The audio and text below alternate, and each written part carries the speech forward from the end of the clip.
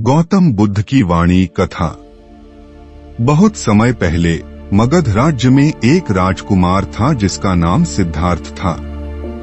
सिद्धार्थ अपने राज्य के सभी सुखों का अनुभव करते रहते थे, लेकिन एक दिन उन्हें जीवन के असली मतलब की तलाश हो गई। वे दुखी हो गए और अपने राजमहल से बाहर निकलकर वन में चले गए।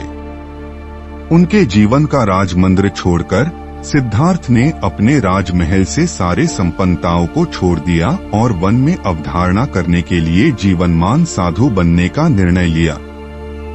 एक रात वन में भटकते समय सिद्धार्थ ने एक बूढ़े आदमी को देखा जो ध्यान में था। सिद्धार्थ ने देखा कि वह आदमी बहुत शांति और संतुष्ट दिख रहा था।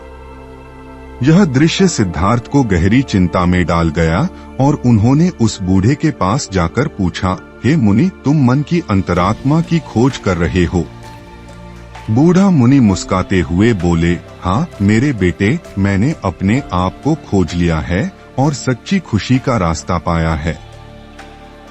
सिद्धार्थ ने पूछा, तो क्या तुम मुझे इस खुशी के रास्ते का रास्ता बता सकते हो?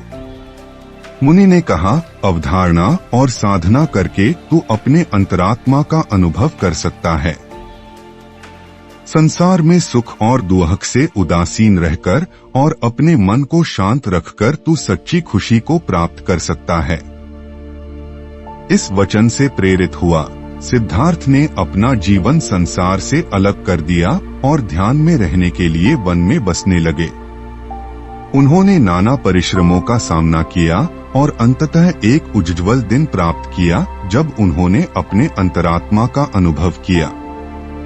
जब उन्होंने ज्ञान की प्राप्ति की, उन्होंने अपनी वाणी से लोगों को भी यह ज्ञान सिखाने का निर्णय लिया।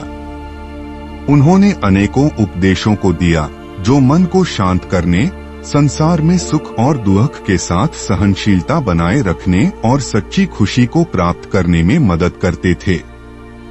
गौतम बुद्ध के उपदेशों ने लोगों के दिलों को छू दिया और वे लोग उनकी वाणी को आदर और सम्मान के साथ स्वीकार करने लगे।